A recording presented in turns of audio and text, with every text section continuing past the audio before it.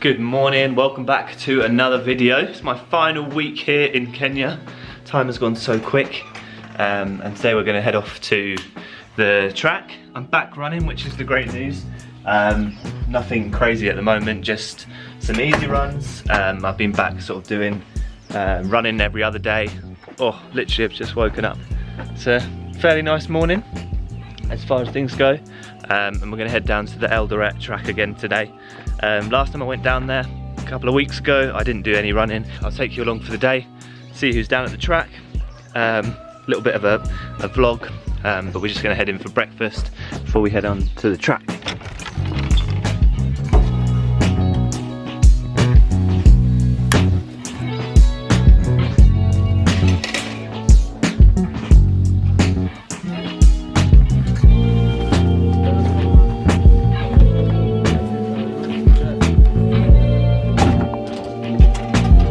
Hey Albert, how are you doing? Good morning. Crazy.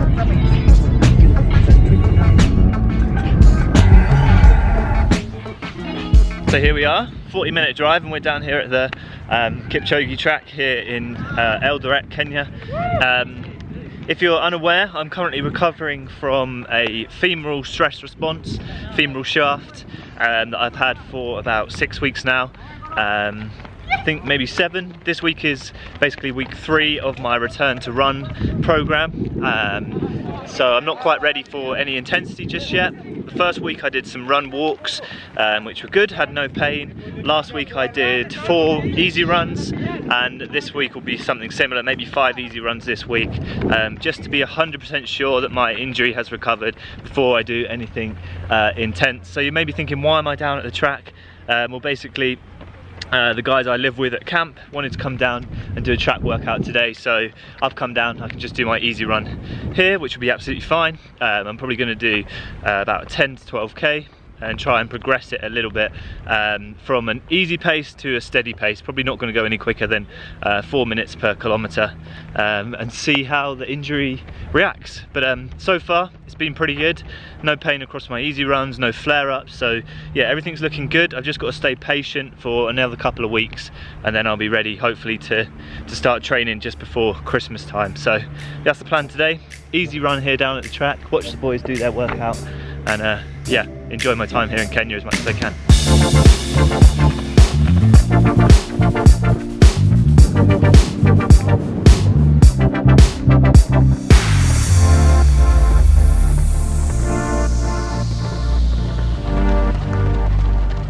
So I just ran my first kilometre, 4:37. I'm going to do a bit of a progression run. I'm running in the lane 8. I'm going anti-clockwise just so I don't get carried away today and run too fast with the quick boys. But yeah, everything's feeling good.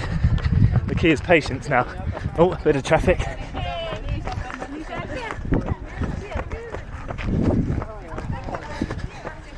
It's nice just to get down here and do a run. It's not a workout, it's not the run I would like to be doing, but got to trust the process. And hey, I'm here in Kenya, it's hard not to enjoy a run when you're down here in the Kipchoge Stadium. So yeah, I'm just going to soak it up, run a few laps, watch the quick boys, and yeah, it'll be a good morning. 4:30 for kilometre 2.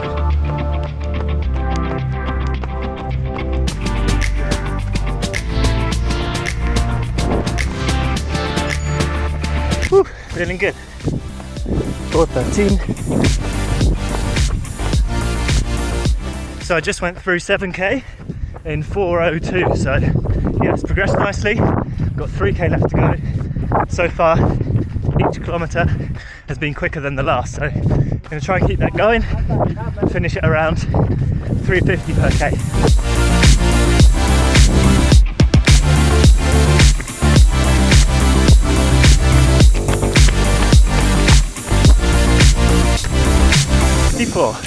Nice, last k to go. Woo, there we go. 10k progression, job done. Last kilometre there was I think 3:45, so I started at around 4:35, finished at 3:45. So yeah, happy with that. Felt controlled, no pain, which is the main thing. It's just trying to build back confidence at the moment. Easy running's fine, but I feel like if I do anything intense, then I may risk setting myself back. So another week of easy running, and then hopefully we can get back to sessions pretty soon. But yeah, that was a good start this morning. 10k in, let me see, 41 minutes and 41 seconds. Not bad, hey? So from the track to Rupert's Mall, every good track session deserves a good cup of coffee. So we're going to get a quick cappuccino on the way back, and then I will talk you through how the session went. Can I have a cappuccino, please? You are taking it away? Yes, please. One Kenyan tea. Cappuccino single or double? Double, please. Ready? Schnell bring it. Cheers.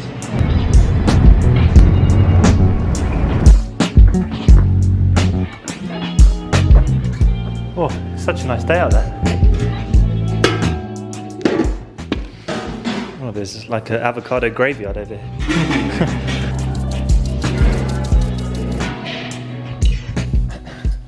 So we just got back from the track this morning. I did 10 kilometers, 10.01 to be exact, according to the Coros app. And it was a progression run this morning, so I wanted to start off at my easy pace and progress to sort of towards the tempo pace, just as a bit of a test to see how my leg reacts. As I was saying in the introduction, in week 1 of the return to running, I did some run walks. Last week I did 4 runs, just easy pace. And this week I'm going to do just mainly easy runs and just a few little progressions, just to add a tiny bit of intensity into my training this week. So let me show you the little session this morning. Kind of a session, not quite the session I would like to be doing at the Kipchoge Stadium, but it was still good to be down there. So if I go down to my splits on here, the first kilometer was 4:37, then 4:30, 4:22, 4:13, 4:09, 4:06, 4:02, 3:57, 3:54, and finally 3:45 to finish. So I progressed through the 10k nicely. Every kilometer was faster than the previous one, which was really good. It was nice just to keep me occupied. It felt like I was doing a session, even though I was in reality just running at my easy to moderate pace. But yeah, good session nonetheless. I just wanted to talk quickly about how I've been training whilst I've been injured. So hopefully I've maintained a fair bit of fitness. And one of the main ways I've been doing this is using the Coros training load feature. So basically when you do an activity, your watch bases how intense that activity was based on your heart rate data, and it gives you a training load score. So for example, today's morning run down at the track was 118 in terms of training load. And yesterday, for example, I did a run in the morning, 7 kilometers, and then an hour on the bike, and that was 141. So if I go back to last week's training load, I can track all of this on the Coros app, which is really good. I've been doing sort of 2 days of the week hard. So on Tuesday, you can see these bars are slightly higher. So on Tuesday, my training load was 213. And on Thursday, again, 213. And then I've been trying to do Sunday as a little bit more of an intense day as well. So sort of 3 days of intensity followed by 4 days of easy in terms of training load. So yeah, if you look back at the last few weeks, you can see my training load whilst I've been injured, and basically what I've been trying to do is replicate how my training load would have looked when I wasn't injured. So for example, on Tuesdays I would usually do a track session, Thursdays a road session, and on Saturday or Sunday a longer run, which would tend to be higher in training load. And yeah, basically I've been able to jump on the bike and replicate what would be an easy hour has become an easy hour on the bike, and by basing it off how my training load has been looking, I've been able to sort of maintain a good level of fitness, maintaining a weekly training load of around 1,000, which if you have a Coros, I'm sure you'll be able to relate to. And the Coros also gives you a suggested training load. So it's just been giving me sort of a rough estimate of where my training should be across this injury period for me. So now when I build things back, I can keep a look on my training load and hopefully not build things back too quickly and risk further injury. So yeah, that's been really good.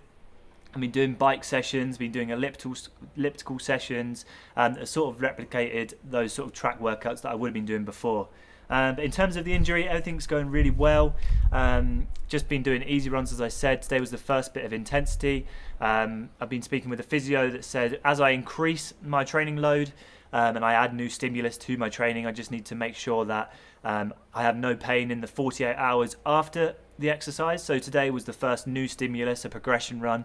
I haven't done a progression run in the last 6 weeks, so it'd be good to see how, over the next 48 hours of how my body is feeling. But yeah, just thought I would talk you through a little bit how I've been training and how I've been able to sort of maintain a level of fitness by keeping a look on that training load through the Coros app. And the other thing to note is that I don't use the heart rate monitor on the watch. I have an arm-based heart rate monitor, which is just a lot more accurate, so I can hopefully make sure that I've been in the right sort of zones for all my training sessions. So yeah, that was the session down at the track this morning. 10k progression, sort of easy to moderate pace, maybe a low end of tempo, and then this afternoon I have 6 by 5 minutes on the bike, which will replicate a track workout that I would have been doing on a Tuesday had I not been recovering from this femoral stress fracture. So I'll take you along for that as well. But for now, it is lunchtime, so I'll go and meet the boys. They're already over there, and see what I can find for lunch. 2 hours later. So it's time for session number 2. Christian's going to jump on the treadmill.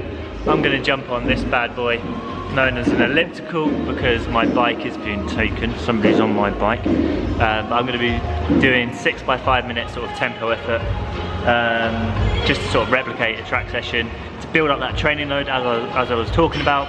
And yeah, to finish Tuesday, which is typically a hard day for me. So nice, easy to moderate run this morning, and now a bit more of an intense elliptical session this evening. That's the plan.